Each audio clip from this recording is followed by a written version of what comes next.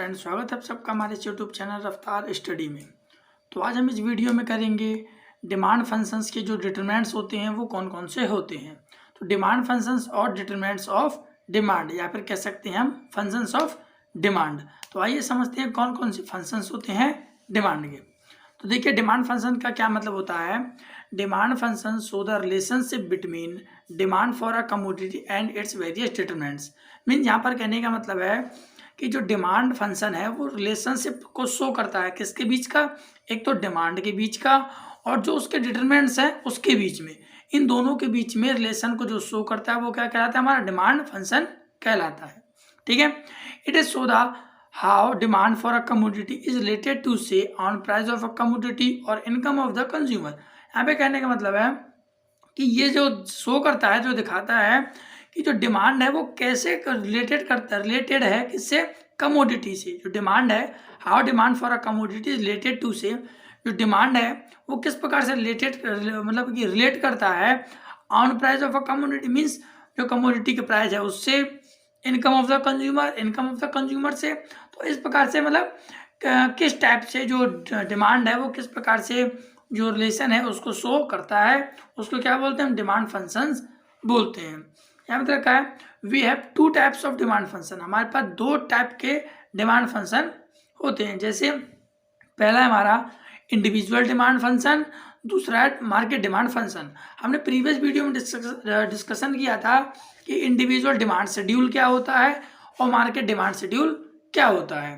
तो आइए हम समझते हैं इंडिविजुअल डिमांड शेड्यूल। तो इंडिविजुअल डिमांड शेड्यूल फंक्शंस है। Individual demand function so how demand for a commodity by an individual consumer in the market. यहाँ पे कहने का मतलब है इंडिविजुअल डिमांड फंक्शन का क्या मतलब है कि इंडिविजुअल डिमांड फंक्शन शो, जो कि दिखाता है how demand for a commodity by an individual consumer in the market, कि किस प्रकार से एक इंडिविजुअल जो कंज्यूमर होता है मार्केट में वो किस प्रकार से रिएक्ट करता है फॉर अ कमोडिटी के लिए। ठीक है ना, वो क्या कहलाता है, हमारा इंडिविजुअल डिमांड फंक्शन। ठीक है, तो हम सब समझते हैं सबसे पहले इंडिविजुअल डिमांड फंक्शन। हमारे दो टाइप के थे, मार्केट डिमांड फंक्शन और इंडिविजुअल डिमांड फंक्शन। उसमें हम पहला पढ़ते हैं इंडिविजुअल डिमांड फंक्शन। तो इंडिविजुअल डिमांड फंक्शन को समझ में आ गया क्या, कि एक इंडिविजुअल कंज्यूमर है वो किस प्रकार से रिएक्ट करता है इन द मार्केट में। ठीक है, तो उसके कुछ डिटरमिनेंट्स दे रखे हैं। देखो ये हैं सब डिटरमिनेंट्स हमारे। dx equal two means demand of commodity x, functions उसके दे रखे हैं कौन से, px, pr, y, t, e। इन सबको हम समझते हैं। dx का मतलब बताया demand commodity of x, px means होता है on price of a commodity, pr का मतलब होता है price related to goods, y for होता है कंज्यूमर्स इनकम, और t फॉर होता है टेस्ट एंड प्रेफरेंस, और e फॉर होता है कंज्यूमर्स एक्सपेक्टेशंस। ठीक है, अब समझते हैं। देखो ये सब क्या होते हैं। पहला आता है हमारा px मीन्स बताया on price of a commodity.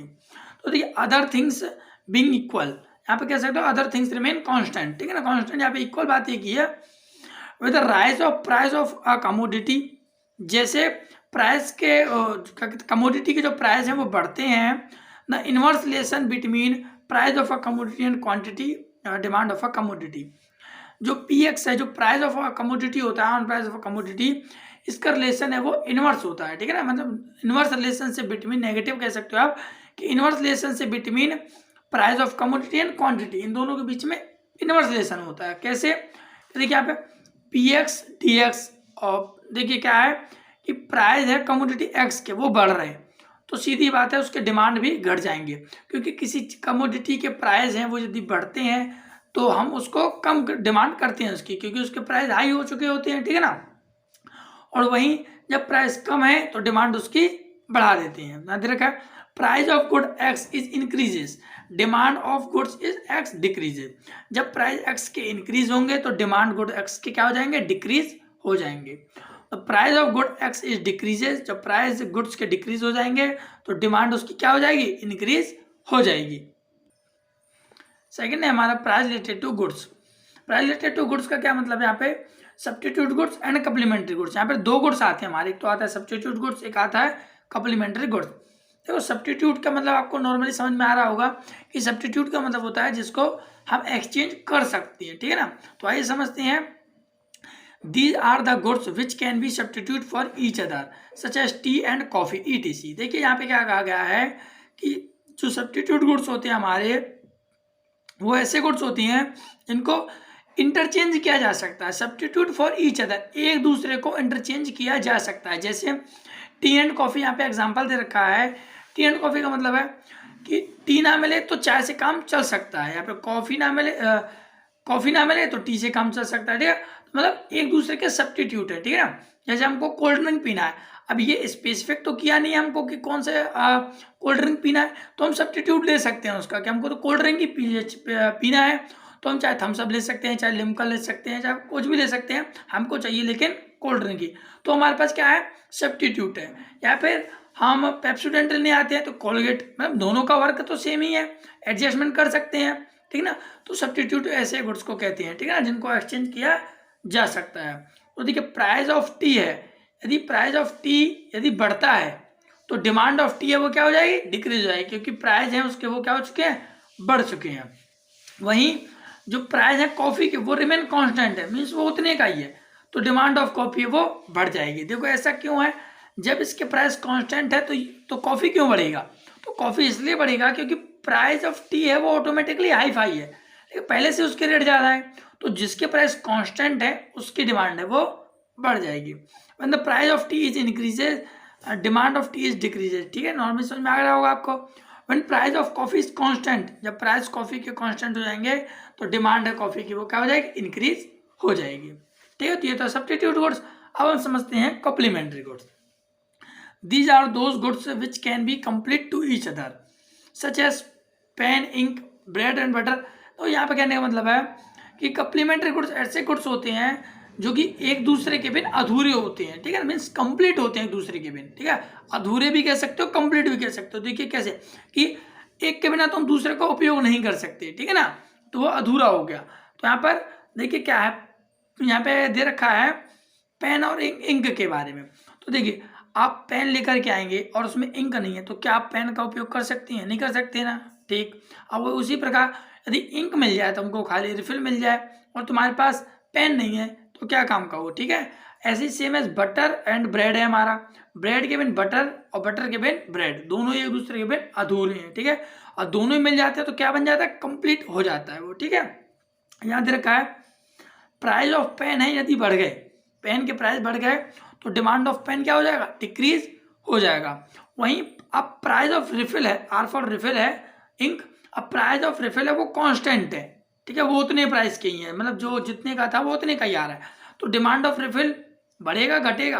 देखिए यहाँ पे तो बढ़ रहा था, ठीक है कॉफ़ी, बट यहाँ पर घटेगा। क्यों घटेगा, क्योंकि दोनों एक दूसरे के बिन क्या है, अधूरे ही हैं। क्योंकि पेन और रिफिल, अब रिफिल कोई खरीद के क्या करोगे, इसलिए उसकी भी डिमांड कम हो जाएगी। ठीक है ना, when price of pen is increases, pen के प्राइस जब बढ़ जाएंगे तो demand of pen will be decreases, जो डिमांड है पेन की वो डिक्रीज हो जाएगी। When the price of ink is constant, यहाँ पे प्राइस कांस्टेंट हो जाएंगे तो डिमांड ऑफ इंक है वो भी ऑल्सो डिक्रीज, वो भी कम हो जाएंगे, क्योंकि एक दूसरे के बिना दूर हैं। अब खाली रिफिल को लेकर के क्या करेंगे, हम उसकी डिमांड को क्यों बढ़ाएं। ठीक है, एक बार डिफ्रेंसिएशन समझ लेते हैं हम सब्स्टिट्यूट एंड कम्प्लीमेंट्री गुड्स के बीच में।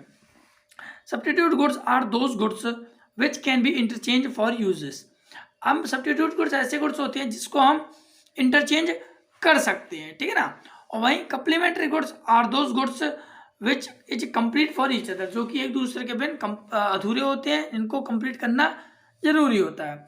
When the price of goods is increases, its substitute goods demand rises and vice versa। यहाँ पे क्या रखा है कि जो प्राइस है गुड्स के वो इंक्रीज होते हैं तो उसके जो सब्स्टिट्यूट गुड्स है उसकी डिमांड क्या हो जाएगी, बढ़ जाएगी। और इसका वाइस वर्सा मीन्स उसका जस्ट उल्टा, यदि घटेंगे तो डिमांड बढ़ जाएगी। ठीक है ना, इसका उल्टा टी, कॉफ़ी, पेप्सी, कोक, ये मैंने एग्जाम्पल दे दिए थे आपको।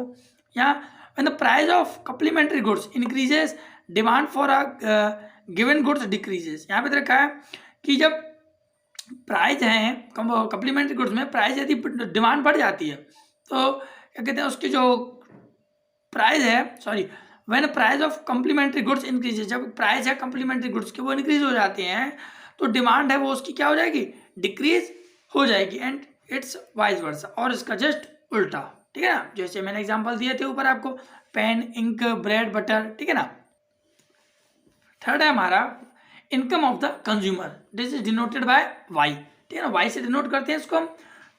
Change in consumers income also change it's demand will be for different goods. यहाँ पे क्या रखा है कि कंज्यूमर्स की जो इनकम है यदि वो चेंज होती है तो डिमांड भी उसकी चेंज होगी, will be different for different different goods. अलग अलग जो गुड्स हैं उसके लिए यदि उसकी इनकम बढ़ती है तो उसकी जो डिमांड है वो भी बदल जाएगी। When income is rises consumer he buy a normal goods. देखिए आप एक शॉर्ट है समझ लेना, जब कंज्यूमर की इनकम बढ़ती है, ठीक है ना, तो उस जो क्या कहते हैं जो कंज्यूमर है वो नॉर्मल गुड्स खरीदना शुरू कर देता है, ठीक है ना, क्योंकि नॉर्मल गुड्स होते हैं वो हमारे कॉस्टली होती हैं, हाई फाई होती हैं, ठीक है ना, लग्जरियस गुड्स कहते हैं उनको। व्हेन इनकम इज डिक्रीजेज, यदि कंज्यूमर की इनकम है वो डिक्रीज होती है तो वो क्या स्टार्ट कर देता है खरीदना, इन्फीरियर गुड्स। इन्फीरियर गुड्स हमारे बेसिक असेंशियल एलिमेंट्स होते हैं जो कि सस्ते भी आते हैं, ठीक है ना, लो क्वालिटी के होते हैं। आगे इन दोनों के बीच में एक बार डिफरेंस समझ लेते हैं। यहाँ पे नॉर्मल गुड्स है, ठीक है ना, आप नॉर्मल कर सकते हैं, ये नॉर्मल गुड्स, ये नॉर्मल गुड्स है, ये इन्फीरियर गुड्स है। In normal goods there is a positive relation between income and quantity. या नॉर्मल गुड्स के साथ क्या दे रखा है, पॉजिटिव रिलेशनशिप दे रखा है, ठीक है ना इसका। वहीं inferior goods there is a negative relationship between income and quantity, इनके साथ उल्टा है। क्यों है, देखिए ये इनकम को पॉजिटिव इफेक्ट डालता है, उसमें इनकम का कैसा डालता है, इसमें नेगेटिव इफेक्ट डालता है। जैसे कंज्यूमर की इनकम बढ़ेगी तो डिमांड भी बढ़ेगा, तो ये क्या हो गया हमारा पॉजिटिव रिलेशन हो गया, क्योंकि इनवर्स तो है नहीं है, क्योंकि इनकम भी बढ़ रही है और डिमांड भी बढ़ रहा है। वहीं जब कंज्यूमर की इनकम है वो घटती है तो वो क्या स्टार्ट कर देता है, इन्फीरियर गुड्स मीन्स डिमांड को कम कर देता है, ठीक है ना। क्या कि इनकम यदि घटी तो वो कमोडिटी के प्राइस को क्या कर देता है, घटा देता है, मीन्स नॉर्मल गुड्स को खरीदना कम कर देता है वो, फिर इन्फीरियर गुड्स को खरीदता है, ठीक है। तो ये कैसा शो करता है, ये नेगेटिव रिलेशन को शो करता है। Normal goods may not be essential for of life. यहाँ कहा गया है कि जो नॉर्मल गुड्स है वो हमारे लाइफ के लिए असेंशियल नहीं होते, मीन्स ये जरूरी है हमको, ये नहीं होता, रिक्वायरमेंट नहीं होती इसकी। वहीं जो इन्फीरियर गुड्स है उसकी असेंशियल फॉर लाइफ, हमारे जो बेसिक एमिनिटीज़ होती हैं उसको फुलफिलमेंट करने के लिए इन्फीरियर गुड्स का होना जरूरी होता है। Normal goods are costly goods which can not be purchase everyone. कहा गया है कि जो नॉर्मल गुड्स है वो काफ़ी कॉस्टली होते हैं जिसको हर कोई नहीं खरीद पाता है। वहीं इन्फीरियर गुड्स ऐसे होते हैं जो लो प्राइस के होते हैं, उनको ईजिली हर एक के द्वारा खरीद लिया जा सकता है। यहाँ दे रखा है जो प्राइस है वो बढ़ गए तो डिमांड भी बढ़ेगी, प्राइस घटेंगे तो डिमांड बढ़ रही है, ठीक है ना, मीन्स यहाँ पे नेगेटिव सब रिलेशन दे रखा है यहाँ पे, ठीक है ना, ये इन्फीरियर गुड्स के साथ दे रखा है, ठीक है ना। When consumers income rises, income यदि कंज्यूमर की बढ़ जाती है तो if price of goods is increases the demand will be also increases, ठीक है ना, ये दे रखा है। जो पहला रिलेशन है हमारा वो नॉर्मल गुड्स के साथ है। वहीं when the consumers income is decreases, consumer की इनकम यहाँ पे वाई फॉर इनकम है, ठीक है ना, इनकम घट गई तो demand of goods will be decrease, तो डिमांड है वो क्या हो जाएगी, वो घट जाएगा, ठीक है ना। तो ये हमारा शो करता है inferior goods and normal goods. ये थे हमारे क्या था, ये हमारा इनकम ऑफ द कंज्यूमर था, ठीक है ना। अगला समझते हैं हम taste and preference. The demand for a goods and services also depend on individual taste and preference. यहाँ कहा गया है कि जो डिमांड है गुड्स एंड सर्विसेज की वो डिपेंड करता है इंडिविजुअल के टेस्ट एंड प्रेफरेंस पर, कि वो किस प्रकार से उसको प्रेफर दे रहा है, किस चीज़ को प्रेफर कर रहा है वो ज़्यादा, ठीक है ना।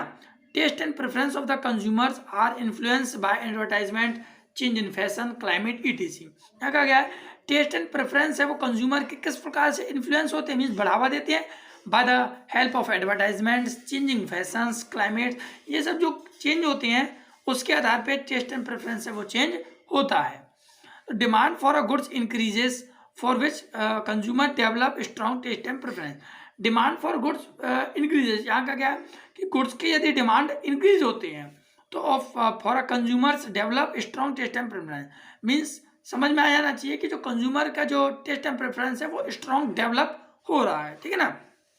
अब favourable change in taste and preference of the consumer to increase in demand of a commodity.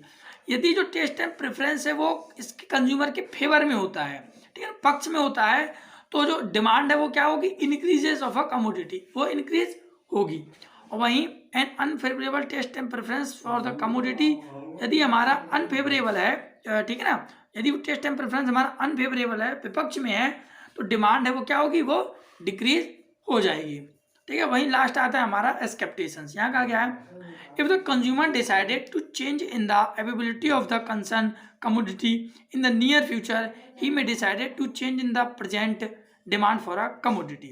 ठीक है ना, if a consumer fear acute shortage of commodity in the near future may rise the present demand of a commodity। देखिए क्या कहने का मतलब है, expectation का मतलब होता है एक तरीके भविष्यवाणी। यहाँ कहने का मतलब है कि जो कंज्यूमर है, यदि उसको पता चल जाएगा पहले से ही कि जो कमोडिटी है उसके प्राइस यदि बढ़ने वाले हैं, ठीक है, तो वो क्या करेगा, प्रेजेंट में उसकी डिमांड को क्या कर देगा, वो सेल आउट को कम कर देगा। ठीक है ना, क्योंकि उसको पता है कि भविष्य में वो ज़्यादा बिकने वाला है, ज़्यादा हाई प्राइस पर सेल आउट होने वाला है, तो फिलहाल क्या कर देगा, उसकी जो सेल आउट है उसको क्या कर देगा, कम कर देगा।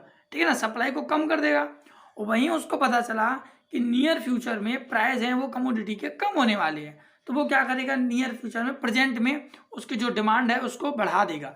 ठीक है ना, उसको काफ़ी ज़्यादा सेल आउट करेगा, क्योंकि उसको हाई प्राइस गेट हो रहे हैं, हाई प्राइस मिल रहे हैं उसको उसी सेम कमोडिटी के। ठीक है ना, तो ये एक्सपेक्टेशंस मीन्स होता है पहले से ही पता लगा लेना। तो यदि ये पहले से ही पता चल जाएगा तो डिमांड है वो काम नहीं करेगा। ठीक है, तो इसको हम डिमांड नहीं कह सकते, क्योंकि पहले ही पता चल जा रहा है कि भविष्य में क्या होने वाला है। यदि हमको अंदाज़ा लग जाता है कि भविष्य में इसके प्राइस ज़्यादा होने वाले हैं, तो क्या करेगा कोई व्यापारी, तो भविष्य में कोई ज़्यादा प्राइस बिकने वाला है, तो पहली बात तो दुकानदार उसको बेचेगा नहीं, और हम क्या करेंगे, इंडिविजुअल कंज्यूमर उसको ज़्यादा खरीद लेंगे, क्योंकि हमें पता है कि आने वाले समय में ये हाई प्राइस में सेल आउट होने वाला है। ठीक है, तो ये पांचों थे हमारे determinants of demand. Thank you.